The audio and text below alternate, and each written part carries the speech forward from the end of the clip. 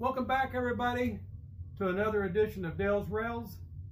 This week was plagued by quite a few interruptions, so I wasn't able to get as much done on my layout as I'd planned on filming. And I thought I would send out what I got. I've been kind of preoccupied with other things that's come up suddenly. In fact, I just got done with some dinner guests and a tour of the layout, so it's kind of set me back a little bit. And I'd recently checked my analytics, and I wanted to, if nothing else, point out and thank those that has recently subscribed. Apparently, my content is doing well enough that everything has increased at least 300% or more, and my subscribers have increased 1,100% in the last 28 days. So that kind of surprised me. So I want to thank you guys who've recently subscribed to the channel, and for all the people who've already subscribed, I greatly appreciate your support as well. And I've got a little bit here on the progress I've made, and I thought it was worth sharing with you guys, and I hope you enjoy it. So sit back and relax and enjoy the show. Hey guys, real quick, I wanted to do kind of a quick video on this just to let you know what the progress is that I'm getting done here on my layout. You can see here I've got, I pulled this fascia board off here and repurposed it and cut it down for there, just because this needs to be lengthened. I put my filler boards here on each side and got them up to my tabletop height, which let me get all that notched in up underneath there. If you can see where that's at, all notched in. A little secret on it's an old cabinetry secret here, but what you guys want to do to make this fit so much better is you don't want to really cut these on one side or the other here. You don't really want to cut those these joints here perfectly square. It's best to put them on maybe a 1 degree angle. I think that's only a ½ an inch, so I don't know if I'd go much more than a 1 degree bevel cut on each one of those. And what that's going to do, it's kind of an old cabinet maker's trick. It's how they, when you put your stiles and rails on, they cut those rails on a bevel, probably a 2 degree bevel, just so that they'll go and start in easy, and then they'll get tight once they get home to where they need to be, flush with the stiles on the cabinet.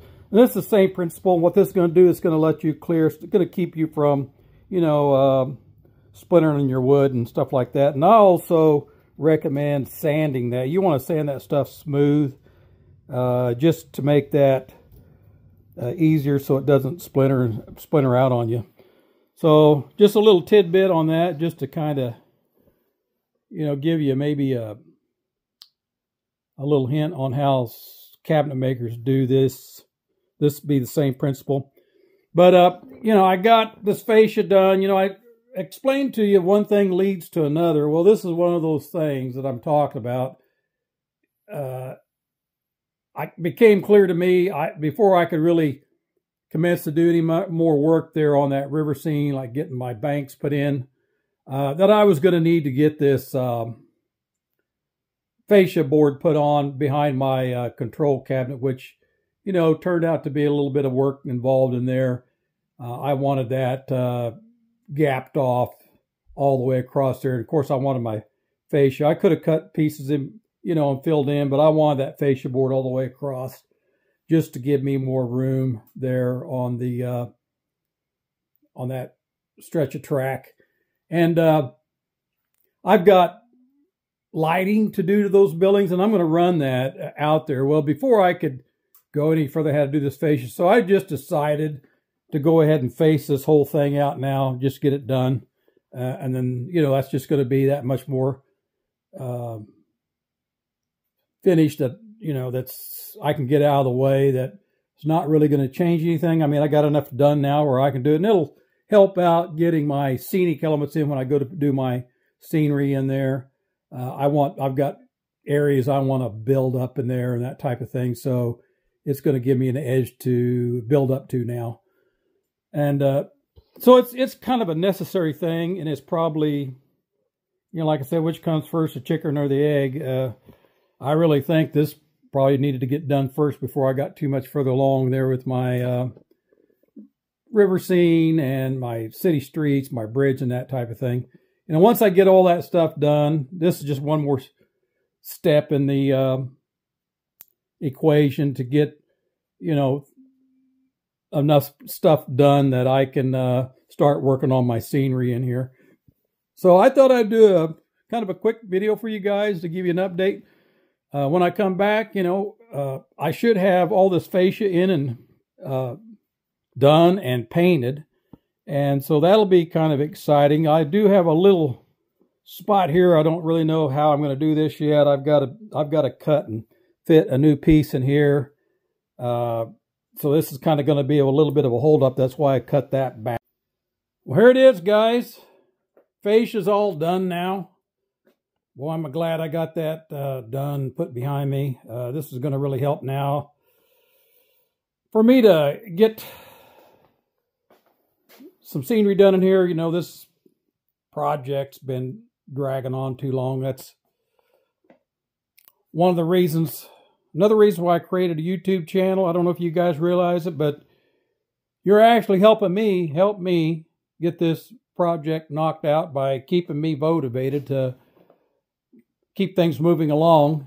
And it's really been a great help for me. So I have to thank you guys. But I replaced this piece here, like I said in the previous video, and I just put all this fascia up, you know, to track height here. I wanted to have a little bit more visibility, and then, you know, if you remember, this piece was originally cut, had a big raised area here to, you know, originally I did it in case a train flew off the track. Oddly enough, since I've built the layout in this room, I haven't ran a train off of this track yet, believe it or not. I don't know why that is. I had that problem occasionally in the other room, more than I care to admit. You know, I don't really run my trains the same speed all the time. I vary them just, I guess, to break up the monotony. But saying that, you know, I don't like intentionally running them off the track, but, you know, accidents happen sometimes. But in here, I haven't had that happen yet. Now, sure as heck, since I mentioned it, it's probably going to happen next time I have a run session. But hopefully I didn't hex myself. But I'm kind of glad I got all this done. The next focus, you know, may be more in this area to get this area done. This fascia board here with that edge, it's going to give me an edge to build up to like I did here. And then, you know, I'll have more of a raised elevation here. And it's kind of how, you know, I was able to create my ditch here. If you want to create some ditches, doesn't hurt to go in. And, you know, this area is just built up with some, I made my own sculpt the mold out of the, you know, the Homosote. When I cut that stuff turns into a really fine powder, and I just mix it with plaster of Paris. So I bought some actual paper mache. I'm going to try that out. It doesn't really have plaster of Paris in it that I'm aware of. So it takes longer to dry. You know, that's what's nice about the plaster of Paris. It sets up real quick. You know, and part of building this layout for me was doing the old school method. And so everything, that's kind of all the elements that I'm using is how they originally did this. So I'm kind of focused on keeping it that way. But this is going to let me get my town scene done. This is one of my mats that I do here. I can show you guys in some upcoming videos, since I'm focusing on this now, how I make this matting if you're interested. Even if you're not interested, because rarely anybody comments, so I'm going to show it anyway. I'll just subject you to it, and you can either watch it or not if you're interested. But it's pretty easy to do. What I like about doing this, it's cheap. You know, first of all, it really stretches your, your ground foam material, so you can make a lot of covered terrain really fast. And the nice thing about it, you can do it outside the train room in your shop or whatever. You can actually do it there and bring it in here, and then you can just cut it to shape, to fit any shape really. And you can cover a lot of area at once. And I just like this texture more than just, sprinkling the ground foam directly to the surface. To me, looks pretty flat that way. And so this gives you some more definition, to the terrain there, and helps you to actually add depth to it. So, I'll be doing that in these areas here. I want to kind of get this area here finished up next, since I've got my fascia on. And then I'll be moving on around here. That's going to be my flow. I think it's kind of important to, when you're doing your scenery, to have a starting point and an ending point and everything in between. And you kind of want to keep the flow going that way, in my opinion, before you're moving on. This river scene's been really a holdup for a lot of reasons. You can see here, I'm going to be able to get my lighting in place. Part of the effort involved getting my fascia on impacted that area. Like I said, it's what comes first, chicken or the egg. Well, I had to get this fascia on because it involved my control panel, which most of my wiring is going to. And since I'm running my wiring along my riverbanks, where I will be covering it up with the paper mache, it needed to go in first. I didn't really want to drill down through the tabletop of this. This is a ping pong table in this section here, and I'm trying to avoid drilling holes through it. So I'm trying to find other ways to get the wiring where it needs to be. I will be doing some videos on lighting these structures. I've got other elements I'm doing to them. Not really fully sure how that's going to work out in the flow of things as far as doing that part of it. But this is letting me also get my masonite panels cut for my buildings, footings, and sidewalks. You can see I've been kind of messing around here a little bit. This right here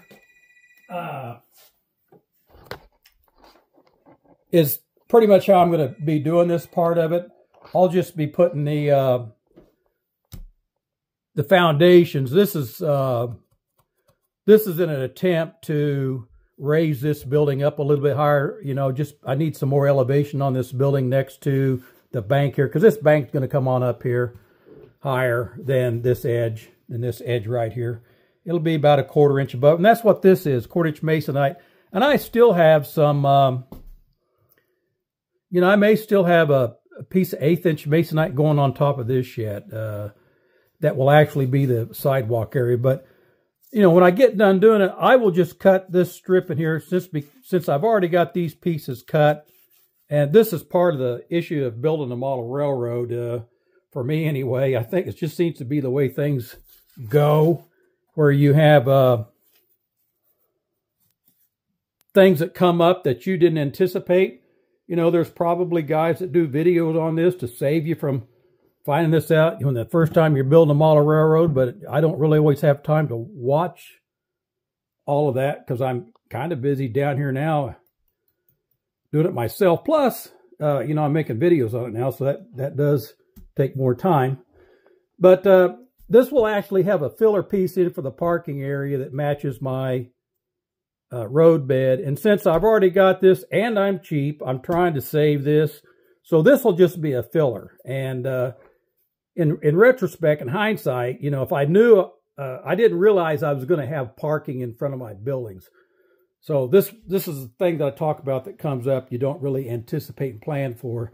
And it wasn't till later on I realized, after I already had this roadbed down, that I would need to make parking in front of the buildings. So that's what necessitated me moving all of this over to get me more space to accommodate that. And like I say, the obvious thing would be to do here is just replace this whole sheet in this area here with a wider piece. But I'm going to try to save it. And there's a way that you can cut this by overlapping, kind of like a wallpapering. You just overlap this piece onto that, and then you just cut both of them simultaneously, and you'll get a really good edge to be able to seam that'll match up perfectly all the way down there, as long as stuff don't shift on you. So you can do it that way. I'm not too worried about that. I kind of want some of the beat up edge here to be part of the weathered asphalt effect on this. So I'm going to use that to my advantage. So that's kind of the plan with that. But you can see I've got some wiring here that I'm running for my control cabinet. Everything goes back to my control cabinet here. And this piece of wire here will actually be my building feeder that feeds all the lighting in the building that I'll be adding into those buildings. I don't have it in there yet, but that'll be other videos that I'll be doing that involves this area that I'll be working on here in the near future.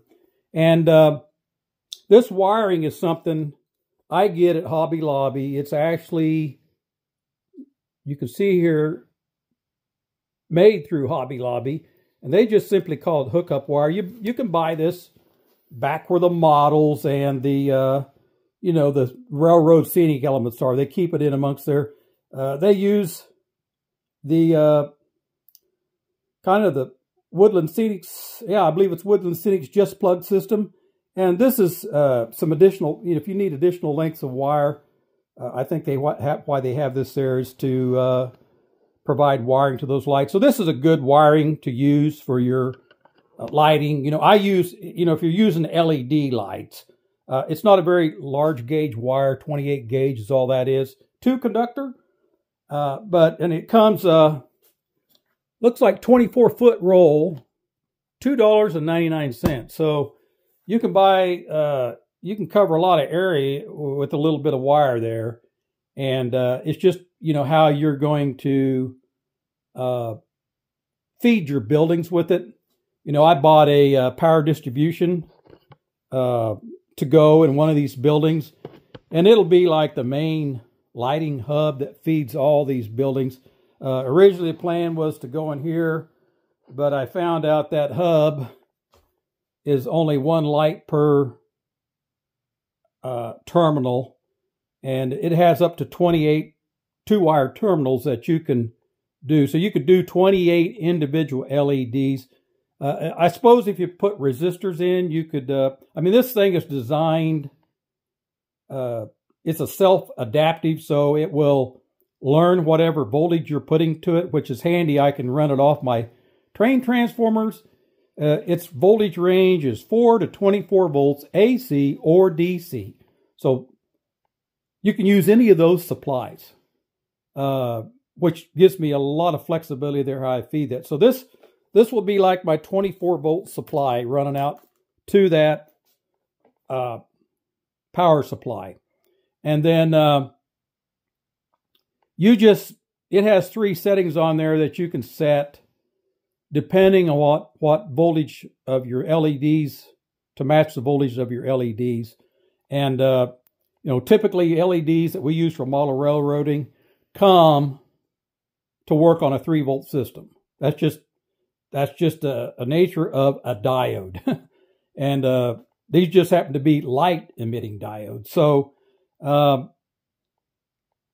by putting resistors in, you can tweak that to different voltage supplies. That's why you see some of them like 7 to 19 volts AC or DC. Well, those are something that are rectified, and you also have a resistor that they put in line with it. This power supply, it makes it possible. You don't need to do all that. It's just it's basically, it learns whatever it is, the voltage is that you're applying to it. So I'll be doing some videos on that too, upcoming, if you're interested in that. But you can see here, this project here, I'm hoping will go much quicker now that I've got things situated where I can keep moving along now without any tie-ups. So I'll be doing videos on that.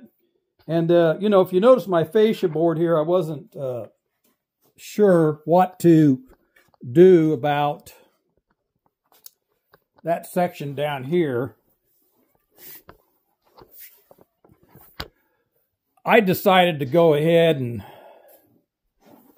just notch that out for now. When I decided this is all going to be an extension of this area as far as terrain is concerned. And so this will all be filled in to match this area anyway. So it wasn't a big deal to go ahead and leave this notched out for me for now. And then when I go to put this section in, it's going to be curved anyway. I will just tackle that. I don't, you know, I mentioned in another video, I don't like using saws in my train room. I try to do all that in my workshop. But when I need to, you know, when there's some things you get in place on your model railroad that dictates that you need to saw it because it'd be more work to take it out. So this was going to be something that was going to require a radius cut, and trying to do that on a table saw is kind of tough anyway. I got to determine that, you know, it's not very likely that I'm going to do that on a table saw, and it's be really hard because even if you draw a line on here, it's upside down. You can't see the line to cut it. So it just makes sense to me to use a saw in here. And there was another YouTube content creator that pointed out that he messed up and fastened some of his bench work and stuff like that in place, and he was kind of kicking himself because he brought in a saw to his train room to saw it in the train room, and he got dust everywhere, and he was really kicking himself over it. And I commented that, you know, if you need to saw something like that in your train room, just use a multi-tool. You know, one of these. That's a multi-tool.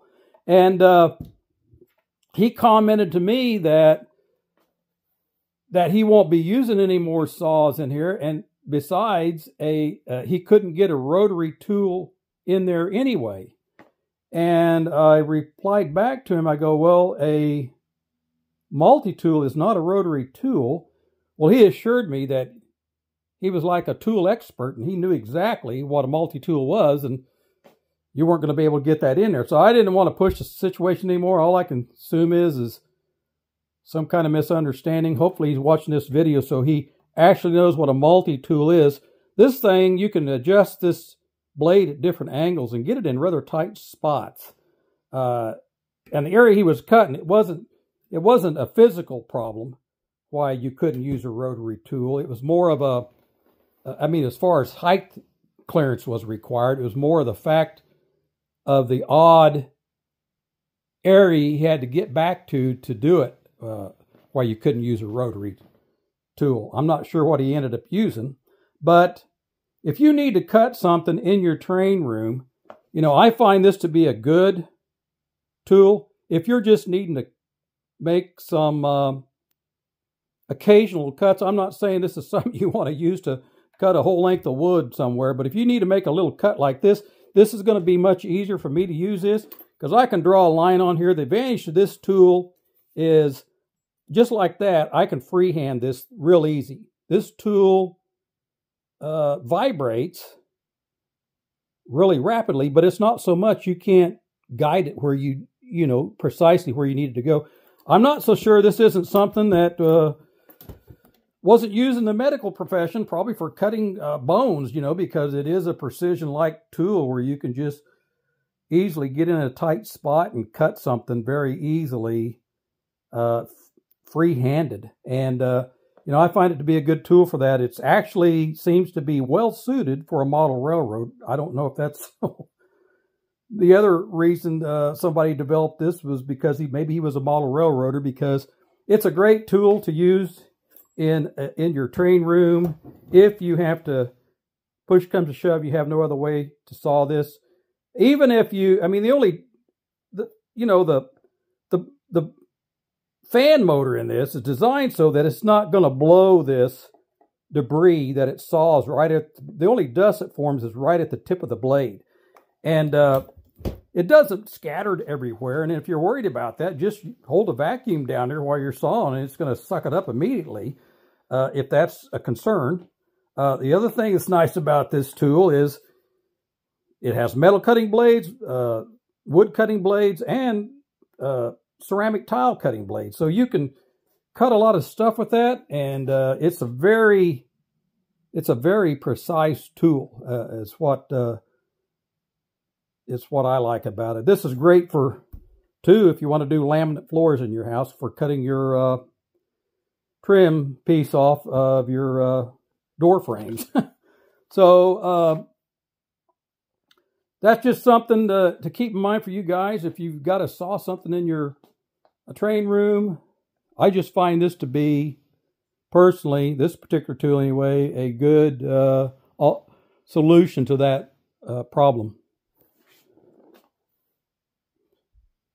Well, for this session, I don't have much else going on right now, and I've been kind of tied up doing other things this week. I had my wellness check yesterday, and so I had to have some time set aside for that, for my insurance. And then Monday, you know, I woke up to a house that smelt like skunk. You know, so I've been playing Elmer Fudd, and because I had Pepe Le Pew trying to set up residence under my deck out there, and apparently she wasn't too impressed with the 4-star accommodation, so she off-gassed, and somehow that filled up, you know, inside my house, where I'm still not so sure she's not above the ceiling over there somewhere, just because I'm having a hard time getting that smell out of here, and it's a little bit embarrassing to have your wellness people coming over with your house smelling like skunk. But fortunately, she said she had sinus problems. She couldn't smell anything anyway, so that worked out. So I plan to also, in my videos, future videos, I'm incorporating a little segment on what I call Nerdvana. And this is going to be a segment that's dedicated to those of us in the hobby that only train nerds can appreciate. And it's going to be either something model railroad related or railroad history is kind of what it's going to be geared around. In this episode of Nerdvana, what I'd like to do is point out why I like the tubular track. In this case, it's specifically the Menards tubular track, because that is the majority of the track I used on this project is a Menards tubular 3-rail track. So number 8, it's extremely economical. Number 7, it can be custom painted and ballasted.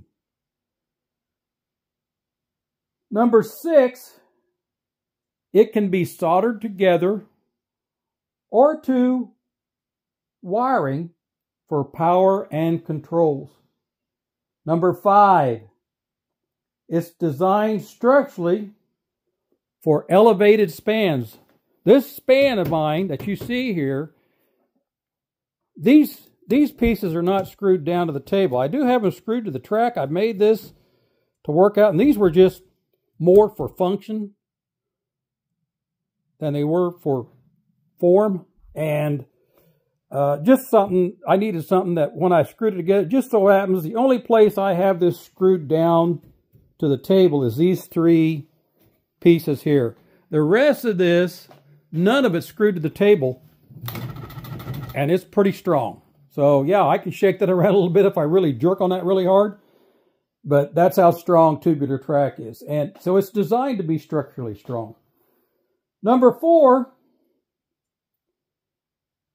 easy to modify for insulated outside rail sections.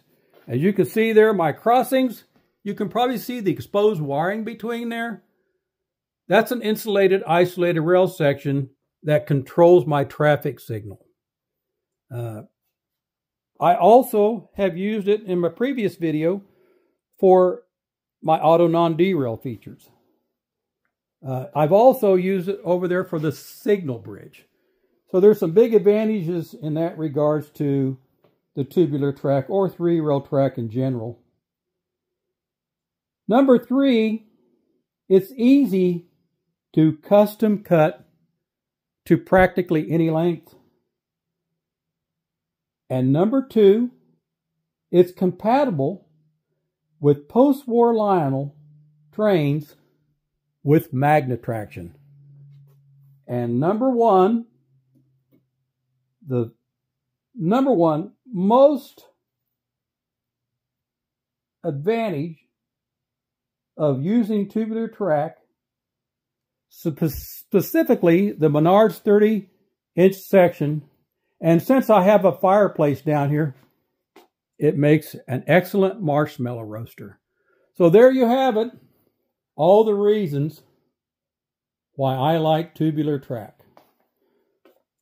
Well, that's all I have for this week's episode. So until then, everybody be safe. And you're watching Dell's Rails. Thanks for watching.